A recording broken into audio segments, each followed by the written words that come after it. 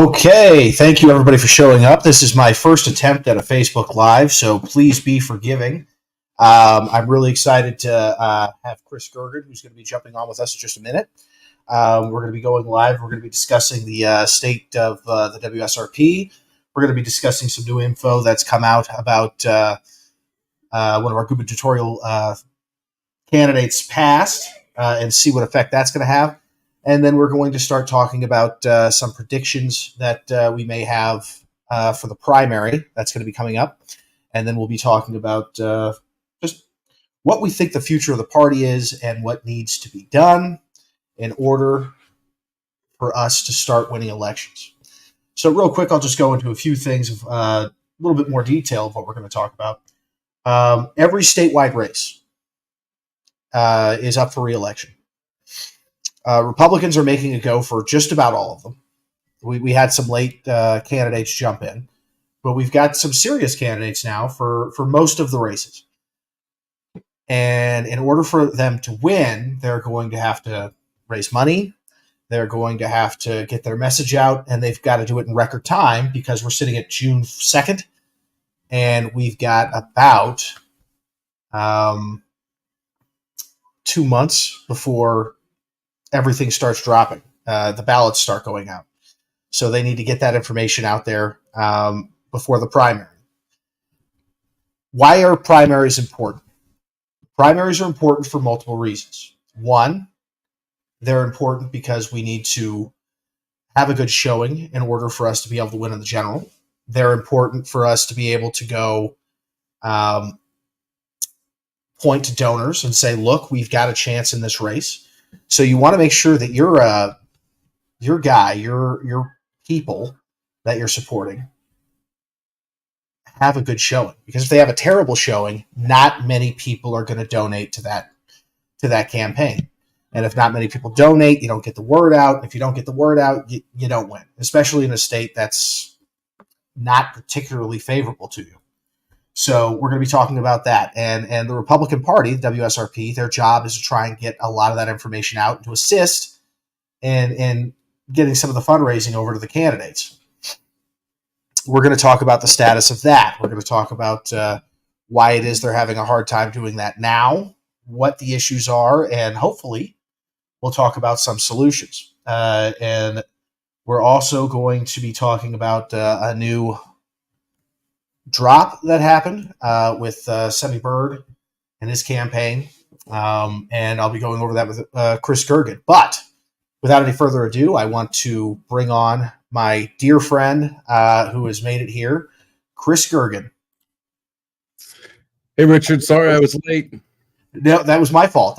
So just so you guys know what happened, this is, like I said, my first time doing a podcast live. I sent the link late. He's like, where's the link? And I'm like, oh, man. It's okay. So this is my first time, but we're making it happen, and it's going to go well. So I just kind of went in a little bit of a synopsis of some of the things that we're going to talk about: the state of the party, the new information about Semi Bird, what the party needs to do in the future in order for us to be successful, and what the current state of our statewide campaigns are. We have many candidates, for example, who have just gotten in, don't have any name recognition yet. We have to hurry up and get it. And we have about 2 months before the primary. And so I'll ask you my first question to you, Chris, in your expert opinion. With every statewide race up for election, right now donations to the WSRP are not awesome. No. And part of that is self-inflicted. Most of it is self-inflicted, in my most humble opinion. Yeah. And so what do you think about the state of the party right now and its ability to help us get these people elected? Well, I think the party and the Republican brand in general in Washington State is in full free fall. Mm-hmm. I think that the mainstream Republicans, their whole apparatus in the Senate as well as in the House is in complete collapse. There's a collapse of leadership. Stokesbury, who is leading H-Rock, literally couldn't find his ass with both hands tied behind his back. And then you got John Braun, who has resorted to treachery. You know, one of my clients I took on is a brand new DHP client is Jim McCune, Senator Jim McCune. And John Braun, just as an example, a quick example, and I'll finish my answer here in a second, but just a quick example. John Braun calls Jim McCune, Senator McCune, one day, asking him if he'll give the Senate caucus his surplus money. Jim says no, because he knows that John Braun and Chris Gergen have conspired together and brought in a challenger to a sitting senator in his caucus. He brought in a challenger. And then the very next day, after Jim McCune says, no, you're not going to get my surplus, John Braun ends up endorsing the challenger against a sitting incumbent in his caucus. Yeah, you hit on something really important right there. That pisses me off about the party. Okay, now get this. If we were like, real close to getting a majority, and maybe, like there was some padding there, we literally, if we lose one or two more seats in the Senate, we're in a super minority, which means we can do nothing. So we can't even slow bills down at that point. So this guy is going to spend money, spend time, talent, and treasure running against Jim McCune, who is now a DHP client, because of this. And I took this race on a discount because John owes on this one. John owes. And now what that does is that sends a message to all of the other members of the caucus that the leadership is not loyal when it doesn't serve their own interests. Yep. And that isn't loyalty. No. But they expect loyalty and fealty to the leadership, but they don't want to show any. Okay, so then in the House, same sort of problem. Stokesbury's playing games. H-Rock is playing games. Just about everywhere we have, we being DHP has clients. We have one of their clowns that they have put in and brought into a race. We're going to win all these races easily, but it just means that we have to spend money and they have to spend money that, frankly, all of us shouldn't have to spend. Exactly. So that's a legislative. The WSRP is in complete free fall and collapse. Yeah. They have a crisis of leadership at the top. Jim is in way over his head. Clearly, he is a better legislator than he is a leader. That's just a fact. And basically, his whole foray as WSRP chairman has really revealed him to be a deep voice in an empty suit, right? He's good at the articulating. He's good at the pontificating. He's good at the booming voice and the talking about Jefferson and talking about this one and talking about that one. But then when it comes to putting a rubber on the road and actually going and doing the work, he doesn't know how to do the work. And the reason he doesn't know how to do the work is because he is in a safe district. He's never had a challenging race. He's never had a fight in his life. He doesn't know what the trenches are. And so that's what we have, right? And then you've got the Semi-Bird crisis. That guy is a complete train wreck. And listen, I know a lot of my friends are on that, to include Lauren. I completely disagree with Lauren on Semi-Bird. Semi-Bird is a fraud. He is a liar.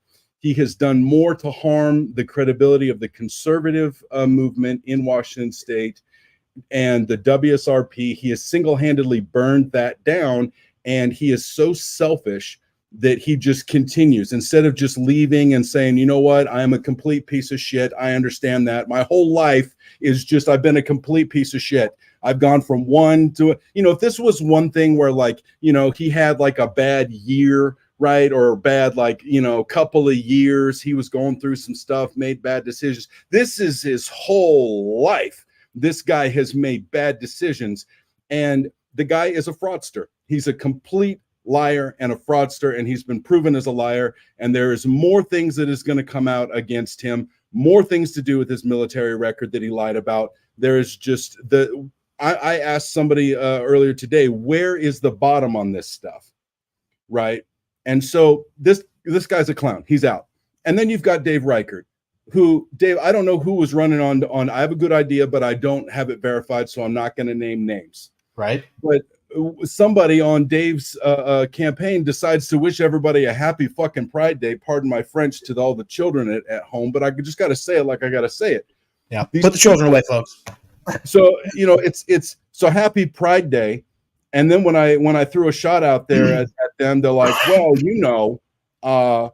Culp only got, Culp didn't win King County, and we're trying to win King County. Okay, but doing it that way, let me tell you about Culp in 2020 in King County. Everyone got slaughtered in King County in 2020 because of COVID. Nobody could do any campaigning there. Okay, Right. so let's put that to bed. So then you can go back to Bryant. Bryant got slaughtered in King County. Then you can go back to the guy McKenna before him. He got slaughtered in King County. And then you go back before him. Rossi number 2 got slaughtered in King County. So don't talk to me about Culp in King County. Okay. Right. If you're polling and you're all your different things that they're running through, these, that's how they make their decisions. They don't make their decisions based off of values. And let me tell you something. Dave Reichert campaign, what pisses people off on the right, the people you need to win. I know you need to win people in the middle, but you got to keep your base. If the thing that pisses people off is that you don't stick to your values, and this shit about, oh, well, I really am a conservative. I really am a conservative. By the way, happy Pride Day. Hope you guys have fun in that gay read books to kids day at the library. Let's have no problem putting boys in girls' rooms. Let's have no problem with boys competing with girls, right? It completely undermines everything. And so now the people you need in Semi's base, when he gets blown the F out, you're going to lose them by doing stuff like that to win the 4 or 5 people that you're going to win in King County because you wished everybody a happy Pride Day. Right. Now, and this is purely from a political standpoint. Let's take our I'm going to take my emotion out of it, what I think out of it. It was a bad timing. I mean, Semi Bird was falling apart at the seams. Some people were starting to think maybe Dave Reichert's our only guy. And then whether you agree or not, he puts out a post that is going to push away the Semi Bird support. So what that probably did was solidify the people who are supporting Semi Bird. They'll be like, look, I don't agree with Semi Bird's whole life, but at least he's supporting my values. Right. And so now we're in that situation. So, yep. But you brought up a really important thing with what we're doing with our own incumbents. So here in LD10, we could not find candidates to run, which is a competitive district. It always has been. Clyde Shavers won by about 600 votes. I might be overselling it. Right. It was close. It was a close race. So something definitely that we should compete in. We are dangerously close to super minorities in both chambers. Yes. And instead of focusing on some of these competitive districts where to spend our money, our leadership is focused on removing an incumbent Republican senator. And what really irks me about that, and just to show you what kind of leadership we have, if I was to say to you, hey, Chris, you've done a great job fundraising. You've been amazing. The party needs your help. Will you help give us money? Knowing full well in my head, I'm thinking, can you give us some of your money that was donated so I can give it to your opponent? Right. That is the worst kind of manipulation. I would never follow someone like that. I could not be. That's terrible. If that was my boss, I'd quit. If that was my leader in the House, if I was in it, I'd try to remove him. We can't work with that kind of leadership. And it also shows that they can't raise money on their own. Right. And, it's kind of a nightmare. And so, listen, in all fairness, to ladies and gentlemen at home, if you've never seen me before, let me give context to my ravings. Okay. So I went earlier this year in good faith to many people and said, we have to work together. We have to put the swords down. I know we don't agree on some things, but I think we agree on the big things, right? We want to get Republicans elected. So if you don't screw with my clients, I won't blow yours up either. And there were many people that were like, absolutely, let's do it. And I believe that they came in good faith and they have stuck with that. There have been many people that have stuck with it, but there are some that have not. Correct. Because they thought that I was dumb and they thought that I would believe them when I did not. And all they have done is given me permission to go to war and work very hard to have them removed. And I want the people at home to know that Dark Horse Political and me and the people that work with me and people in my network are working very hard to remove these people out of public office within the next 2 cycles, meaning this cycle and one more. Yeah. Because they have acted in bad faith. They earned it. Yes, they have earned this. And listen, we the people, nothing is more important than the people and the Constitution, full stop. Full stop. Conservative values. They want conservative values. And they say, well, conservative values don't win. And I say, you're full of crap. You just don't know how to talk about them. And we're going to see over the next year and a half, we're going to be talking about some things at Dark Horse Political. I've got a fantastic brand new app that we're going to be talking about. I'll come on this show in the future if you'll have me back to talk about this app that grassroots people can download. If you want to be part of the Dark Horse Army, you can download this. We're going to start getting in the neighborhoods. We're going to start getting in the streets, and we're going to start to convert people, to register people to vote. We're going to start reaching our neighborhoods. Because listen, if you want to win your state, you got to win your neighborhood. Yes. And the WSRP has done a piss poor job, a terrible job at winning the neighborhoods. They're too busy trying to be big shot, winning the state. You can't win the state until you win the neighborhood, right? There has been a chairman, Dave McMullen, good friend of mine. Full disclosure, he is a good friend of mine, who has done a fantastic job in Pierce County, and they're kicking butt and taking names down there. Doing very good. They've fielded fantastic candidates this cycle. And, DHP is busy. We've got 6, we're running 6 races in Washington State, and we are helping on a handful of more, probably a total of 10 all in. And then we've got 4 more races down here in Nevada that we're running. And so we're busy because we're giving the people the tools to get on the ground, to win their neighborhood. If you win your neighborhood, then you can win your county. You win your county, you can win your state. And that's what it takes is grassroots. And that's how the Democrats took Colorado. Colorado used to be a red state. That's a fact. And the Democrats then said, okay, we're losing. They had that come to Jesus moment that we need to have, guys. Yes. If you don't think we need a come to Jesus moment, you're going to keep losing. 100% chance. So we need to have that come to Jesus moment like they did. They had a come to Jesus moment, and they got together and said, we are getting trounced in this state. And so they started focusing on local elections, focused all their money, all their attention, all their efforts on local elections. And then they won. And then they were able to change some things that some people in Colorado appreciated. And I'll tell you, as much as I love the Republican Party, one party rule for too long anywhere is never good for you. It's a fact. It leads to certain corruption. So they were able to get new people in finally, and they saw some of the corruption go away, and then the Democrats just swamped the state. So that's how it's done. And we are in a state right now that feels safe voting for Democrats.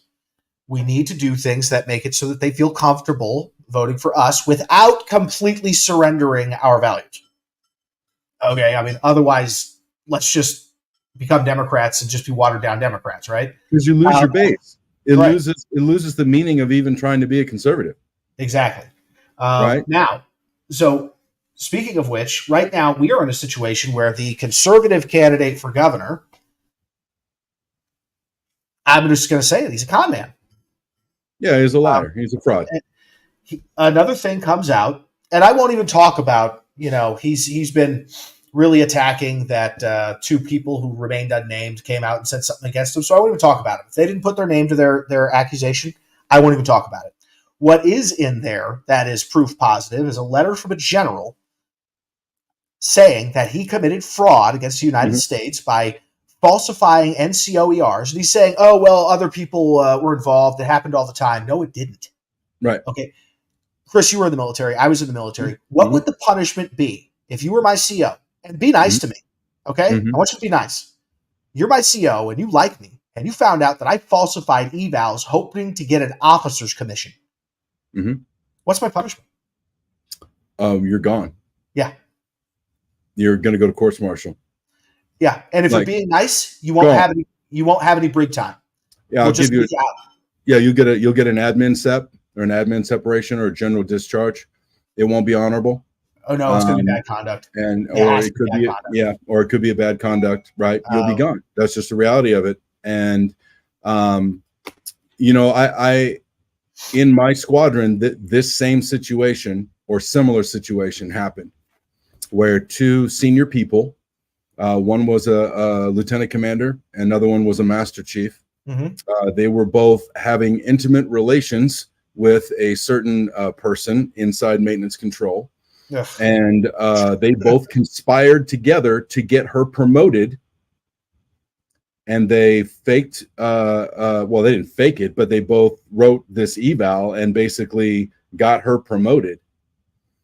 And then when it came out, and got her promoted at the expense of other people who should have gotten promoted instead, Yes. but were not promoted because she got promoted. Correct. And so what ended up happening was the Master Chief was retired early. So he was given a choice. You can retire like now, or you can go through the whole legal process and we're going to come get you. And the only reason they gave him that offer is because he was the junior person who made the mistake. That's correct. Yeah. Even though he had 30 plus years in and was a Master Chief, they still, the officer was not so fortunate. No. He had already, when all this came out, he had already gone on to his next squadron. And he had made commander. He wasn't lieutenant commander. Now he was a commander. Gosh. No, I'm sorry. He was a commander when he made the infraction. He was a captain now. Which is almost impossible to do. What an idiot. Full bird captain. They went and got him, gave him a letter of reprimand, and they ran him out of the United States Navy. He lost his commission, lost everything over an eval that was a bogus eval on top of all the other sexual stuff and misconduct that went on. Now, obviously, Semi wasn't having sex with junior people in the back of an Army Jeep, but if you are falsifying people's eval records so that they can get promoted, and you are doing so, wearing pins, right? This thing really pisses me off being a veteran. Yeah. Right. Because, I've lost friends, right? I've lost friends to suicide. I've lost friends to accidents. And, this whole thing of stolen valor is just a full stop, full effing stop for me.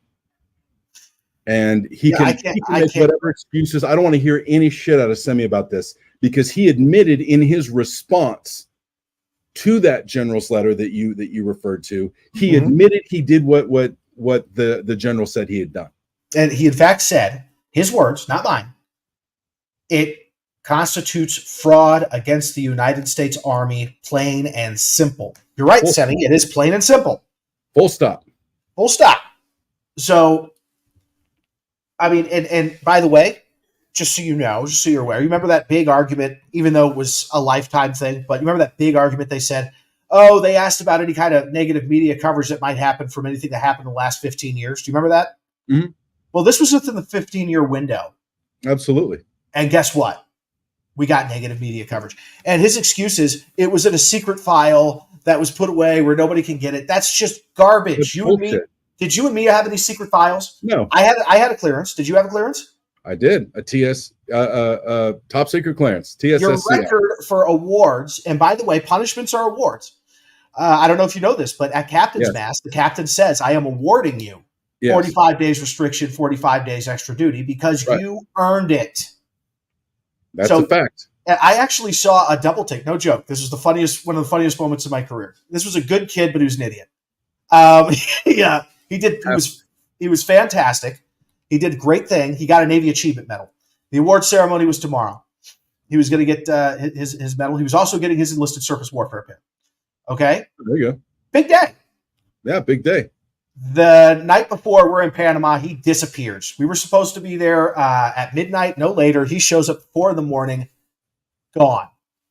He's a good friend still, so I'm not going to name him. But he shows up at 4 a.m, and he is clearly inebriated. And it happens when you're in the Navy. Yeah. Yep. And so he got in trouble, right? So the captain brings him up, and awards him 30 days restriction. And then an hour later awards him the Navy Achievement Medal and the Enlisted Service Warfare Pin. He earned them both. He earned them both. Yeah. That's fact. And what Semi has earned himself is embarrassment. He should never be involved in politics again. He should not in Washington State. This guy needs to leave the state like Josh Freed did. And you know what's interesting to me is that Josh left Washington State in disgrace, as he should have, because of his own conduct. Nothing that I did to him, nothing that Lauren did to him, nothing that anybody else did to him. He did to himself. Okay? Nobody did this to Semi. Semi did this to himself. Semi's not sorry he did all this. He's sorry he got caught. Correct. Okay. And just to show you what should have happened, because there are people with past. Now, unfortunately, Semi's has just spread along too many times. But there are people who had an oh crap moment in their life. One of my clients does. I am one of them. Right. You know, everyone who knows me knows that I had an issue with the Navy because I had an ugly divorce and I did something profoundly stupid.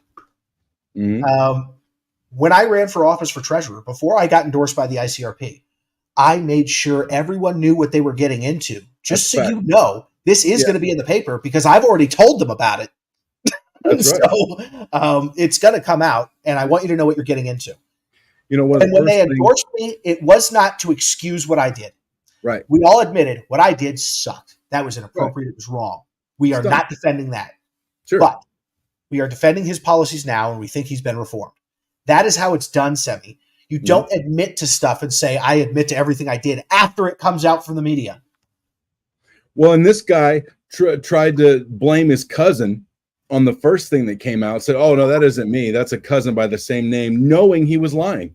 Yep. Knowing he was lying. This guy gets fired from the sheriff's department, can't turn in his gun, and has to go all the way to the point where the guy almost gets arrested before he gives his gun. Like, everything this guy does is a complete train wreck.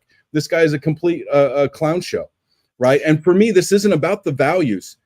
For me, this isn't about the values. I probably agree with a lot of the things that Semi talks about on the stump. Oh, I absolutely do. But the thing that matters more to me is character. That was the thing that I loved about Lauren, is that Lauren was not the most polished guy.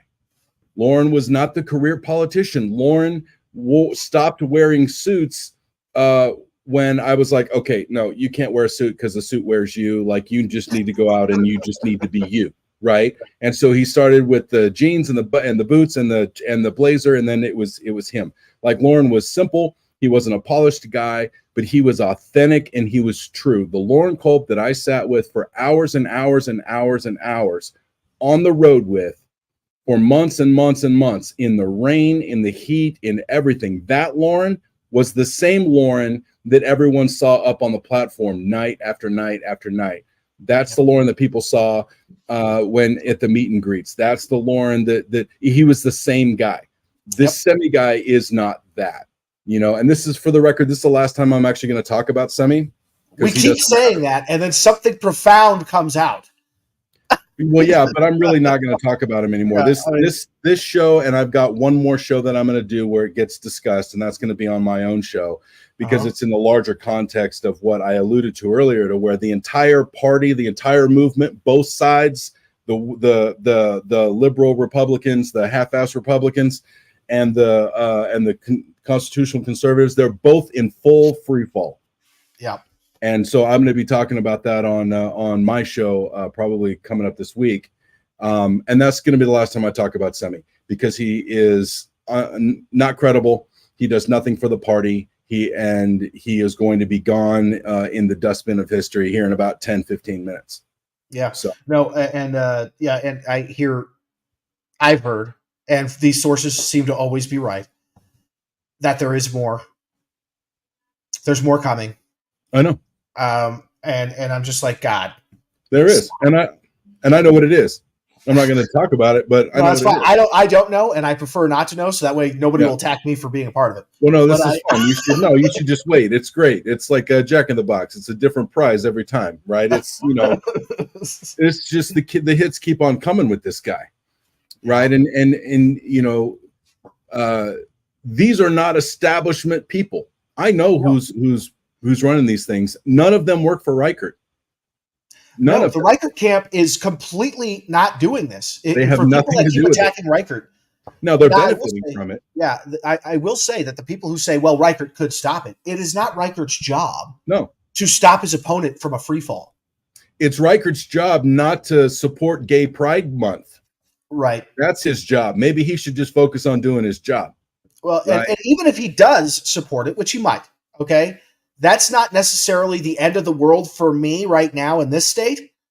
But, you know, the timing was just so bad. Yeah. It was just so bad. Like, your opponent's in a free fall. Some of his people are coming to you, even though they don't particularly like you, and then you give them another reason not to show up. Now, I'll tell you, I won't. I know many Republicans who are pro LGBTQ, and I myself, I have no problems with. I mean, I'm not as conservative on it as probably most Republicans, but I'll tell you, I don't like what I see in school. I don't like what I see at some of these libraries. Sometimes they take it too far. And when I say too far, I mean, if I did it as a straight man, what they're doing, I would be in trouble. There is no reason to have a drag queen ever read a book to a kid ever, full stop. I agree. And anyone that will argue with me, I will tell them to fuck right off. Pardon my French. Yeah. Period. No. Full stop. That is not going to be something that I'm ever going to budge on. That is not right on any planet ever at any point in history. I don't understand. You do not sexualize children, full stop. Yeah. You do not put boys in with girls, full stop. Yeah, and I am absolutely 120,000% opposed to boys and girls sports, particularly the sports of wrestling. There was a picture that I saw of this biological male who was a wrestler wrestling this girl. It looked like she was about to die. Yeah. I mean, that's not fair. That's disrespectful to women. Well, I mean, on what planet, Richard? On what planet a male competing again? Well, this isn't chess, right? This isn't chess or golf, right? If you want to have an intellectual game, an intellectual competition, I'm all about that because most women I know, frankly, are smarter than the guys. Yes, right? Let's just face it. Okay, I have no problem with that. But anything to do with physical, no. Yeah. No, full stop. I'm just you're never going to get me off of that. You're never going to convince me of it. It's just wrong. The fact that you and I have to have this conversation, and the fact that you and I are opened up to being attacked for saying that men should not compete against women and that men should not dress up as women and everyone else in the world should just live in their little fairy tale land I don't care how you dress up. If you want to dress up in your own private life, do what you want to do that makes you happy. But I'm not going to live in your fantasy, you freaking weirdo. I'm just not. And I'm going to tell you, you're freaking weirdo. Get away from me. I don't want to be around you. I don't have to accept you. Screw your pronouns. I'm not going to change my whole life because you want to live in a freaking fairy tale. Like that. This is the attack vector that Republicans need to have. Right? Oh, well, that's not tolerant. Well, guess what? Guess where tolerance has got us? Tolerance has got us in a super minority position to where we have tolerated our way into oblivion. Well, I will tell you, we do need to find some kind of sensible middle here because we've gone too far. To take everybody to claims day. The sensible middle is to say, you know what? You want to talk about abortion? Let's talk about abortion. I'm getting ready to take this issue on because I'm tired of getting my ass handed to me every time we talk about this, and I get no backup. We're going to start taking to people to claims day. I'm going to start showing people the gory, graphic details to show people exactly what abortion is. I myself am extremely pro-life as well. As everyone knows, I have 6 kids. But right, so, and there's not a lot to do at the McQuarrie household. So but no TV.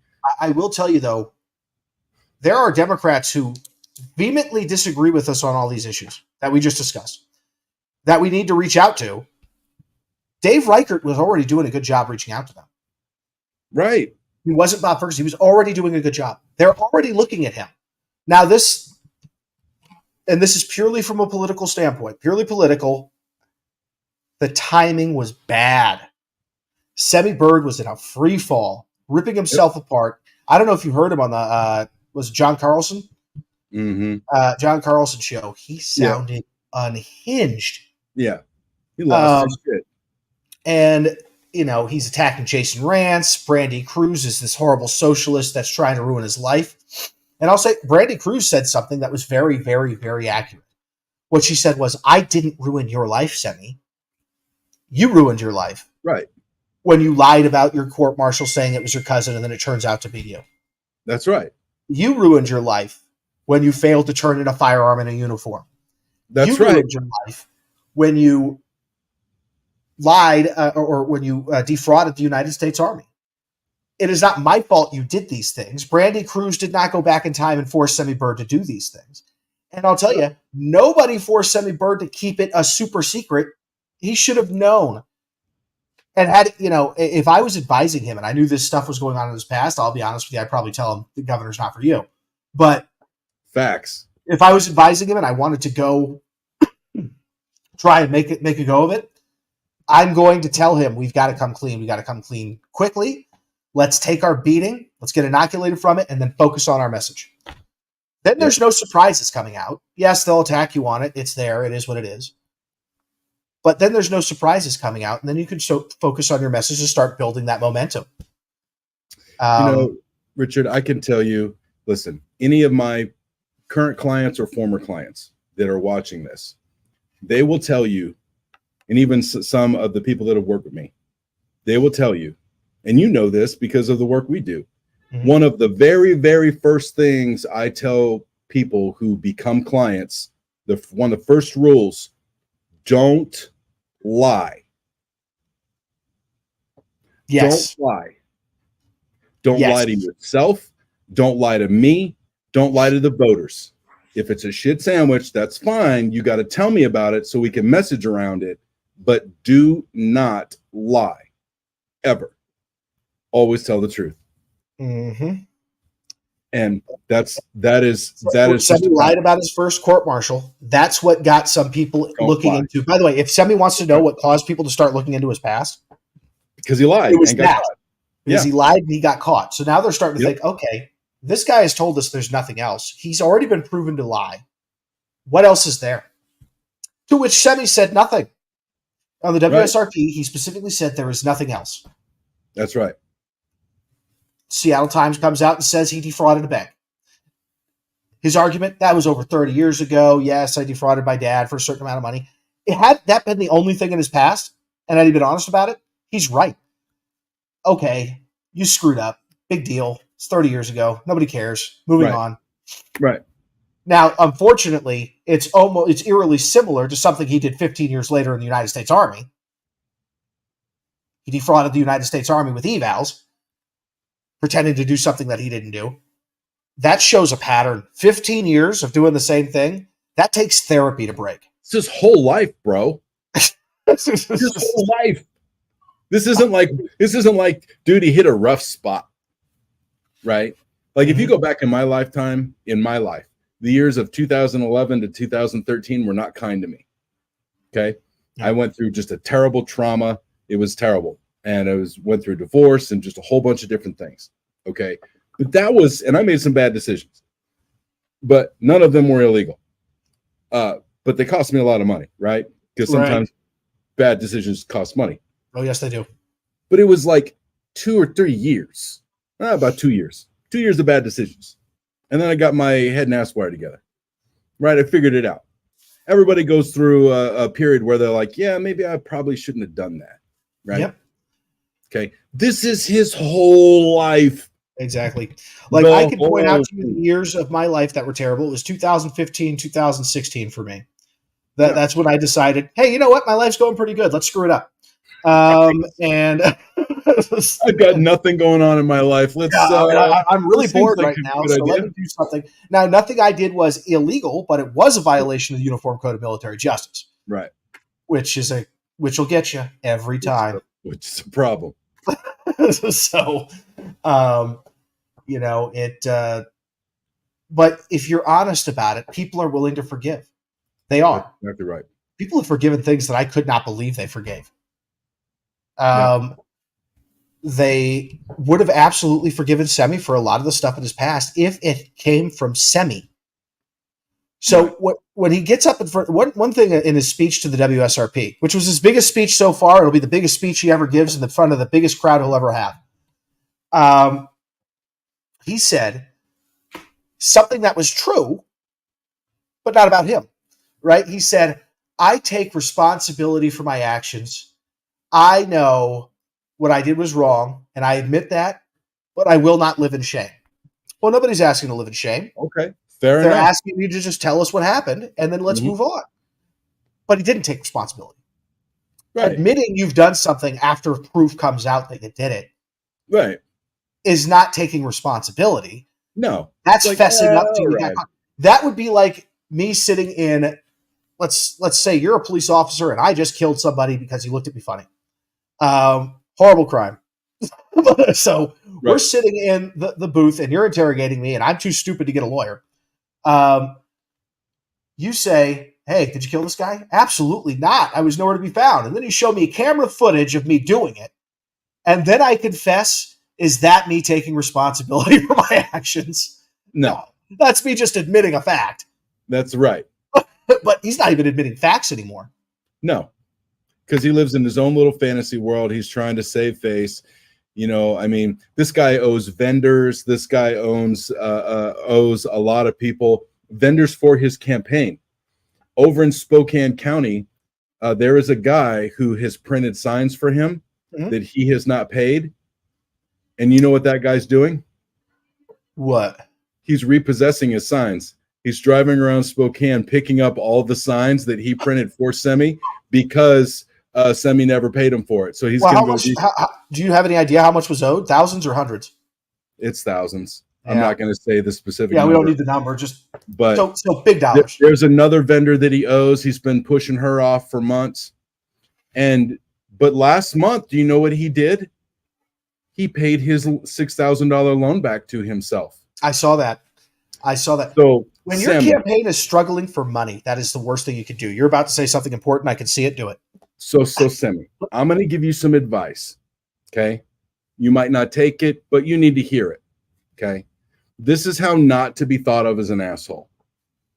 When you owe money to vendors and you also have a loan that you've given to your company or to your campaign or to whatever, your loan to you is subordinate to all of the other people that you owe money to. Yes. Which means that you get paid back last, asshole. Yes. Not first. So I hope all of those vendors screw you as hard as they can until you pay them. I just can't even imagine. So, I mean, now I will admit the campaigns that I've run have usually been less than governor, although I am running some statewide campaigns now. I can't even imagine. We always pay up front. We pay you, and then you give us the product. Yes.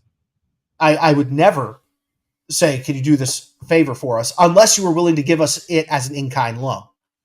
And then we'll just put it down as a... I do have clients that I do work for them and I get paid back later. But I have known them for years. Right. Years. Well, right? Yeah, no, I will take money late, but our vendors will not. We pay them up front. I want to owe nobody. Right. I don't owe anyone anything. Here's the money. Now please give us the product. I want to be the one yelling all the time. Right. Exactly. So, yep. You never pay yourself back first and don't pay vendors. You pay yourself back last. That's how business is done. I absolutely agree. All right, Chris, before I let you go, we've got a bunch of other races. I just want to do a quick rundown. Mm-hmm. So we did find some people to run for some of the offices that didn't have any. So for Lieutenant Governor, we've got Bob Haglund. I think he's probably the guy that's going to get across the finish line. I agree. He's got a great website. He does have a fantastic website. Yep. Wonder where he got it. No idea. Yeah. He's also just a really good guy. And he's one of those guys. I want to touch on bright spots now. Bob Haglund is one of those bright spots. He's a really nice guy. He's a really down-to-earth guy. Mm-hmm. He's very intelligent. And both the whether you're Team Semi, Team Reichert, or you hate them both, everybody likes Bob. Right. Not Ferguson. Yeah, no one likes Bob Ferguson. But Bob Haglund, I've seen him in Island County, which is not one of the big counties you think about when you're running a statewide race. I've seen him in Island County at least 6 times. Really? That tells me he's very available. Right. And so for Attorney General, we got Pete Serrano, another good guy. Pete's fantastic. Yeah, he's a bright spot. And these are the people that could be leaders of our party. These are people that we can look to for advice on how to fix these things because they got solutions. They're good people. They don't get too far into the weeds. I'll tell you, I got further into the weeds. I hate getting involved in in-party politics. I like to stay out of it. Mm-hmm. But so much happened that you saw that kind of dragged us in to the governor race. Now we're just trying to save the party. Please save yourselves. Don't kill us forever, and just go with the Republican that can win and doesn't have all this background stuff that pays his bills, that raises money. Raises money. And so those are the big ones. And the good news for LD10, we actually got candidates. Gary Ray is going to be running against Dave Paul. Yeah. And he's a guy that can bring in big bucks. He was the vice chair of several housing organizations that are throughout Washington. And then he was the chairman of one of them. And he's doing everything he needs. I think he's already got the endorsement of the local parties. Mm-hmm. So that's good. Thank God. Because I was getting ready to tell you we have no candidate against Dave Paul. We were this close. He's a reluctant candidate. He only did it because we begged him. But that's a good thing. You know what? He's stepping up because we begged him to do it. Yeah. So and then we've got Kerry Kennedy and Yvonne Gerardo running against Clyde Shavers. Yep. And that's it for on the east side, I've got Mike Kelly running for Senator Patton's open seat, and it's been competitive in that we've got several opponents, but it's not competitive because Mike and our DHP staff over there are just literally, it's almost a crime scene. I mean, we're just killing everybody, and we're out fundraising people. We've got mailers coming out. We've hit thousands of doors. We've got tons of support over there, and to the point where some people have said, "Hey, listen, why don't you show people some mercy?" And I was like, "Nope, foot on the gas all the way through to the end. I need another scalp to hang on the wall." So we're going to get him across the line. Then on the west side, we've got Jesse Young is going to take his seat back. It's now open. The Republicans have decided, or at least a few members of the Republican Party have decided to run a homosexual man who supports transgender rights, who moved from Tacoma into the district just to run because he got recruited by Republicans, was always a Democrat. His giving is all to Democrats. Yep. And they're running him as a Republican against so they're running a Democrat they think they can control. Right. And they moved him in a district that's not his. That's the worst part of what you just said. Yeah. They just took him out of a district he doesn't live in and put him in here so that they could run against somebody who's been. That's the state of the Republican Party, guys. They stab their own in the back, and they expect you to thank you for it. So this race, Jesse is going to turn this into a crime scene. Michelle Caldier, who is the one that recruited the Republican that recruited this guy out of Tacoma, she now has a challenger in Rachel Harder, who is also a DHP client, and we're going to take Michelle out this cycle. And so we're going to replace that rhino with a Rachel Harder, who's fantastic, conservative mother, and a wife, mother, just fantastic human being, and just as conservative through and through. Then JT Wilcox, he has vacated his seat, and so we've got Matt Marshall. Some of you know Matt. Matt is a wonderful human being. I was just spent some time with he and his family, and had a great time with them. And he's just a good human. right? These are the kinds of people that we need in office. But Matt is running hard. He's the front runner.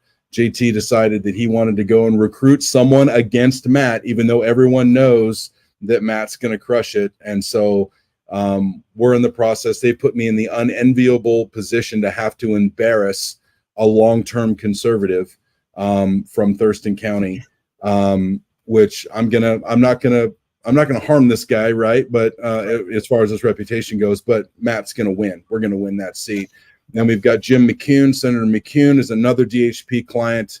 And then we've got several other people. Craig Gaucher running in for Pierce County Sheriff. And so we're going to get it across the line there.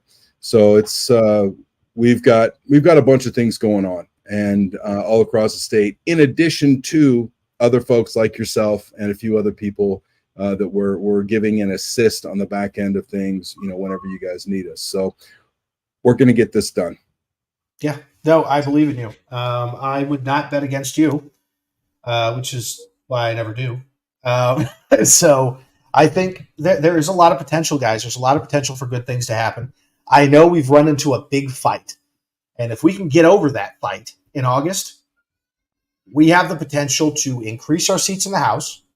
We have the potential to increase our seats in the Senate.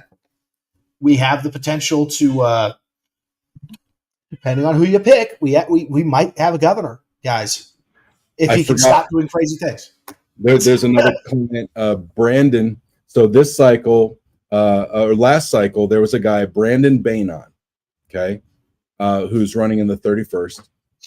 Originally ran against Stokesbury, came in late, put up a bunch of signs that say, "Let's go, Brandon." Like that's kind of what he ran on last cycle. Okay. He's back in for the open seat in position 2. We're running him hard. He's going to get there. And the branding that DHP developed for him, "Let's go, Brandon," is we played off of that and continued it. So, if you can go to a site, let's go, Brandon 4wa.com. He's up there. So that's the last client that I like to bring to everybody's attention. Brandon Bainon, he's a great guy out there in the 31st. Well, I'll tell you, my final thought is our problem is we've got poor leadership right now up at the party. We've got poor leadership at HROC that is actively trying to do whatever. I don't know what their agenda is, but they're focused on their agenda instead of winning seats. We need people who are focused on getting a majority. That needs to be our goal. We need to be focused on getting seats, not just accept that we're in a permanent minority and then turn it into a personal fiefdom, right? That's right. And we need leadership at the WSRP that can encourage that. Yep. So, and raise money. I know I always say it. People always yell at me. Raising money is so important in this game, guys. Absolutely. So, all right. Well, Chris, thank you so much for being on. And always a pleasure, man. Thank you for having me. I'm looking forward to seeing your Facebook Live. And it should be fun. Light it up. All right. Sounds good. All right, player. Talk to you later. Thanks, bud. Bye. Yeah. Bye-bye.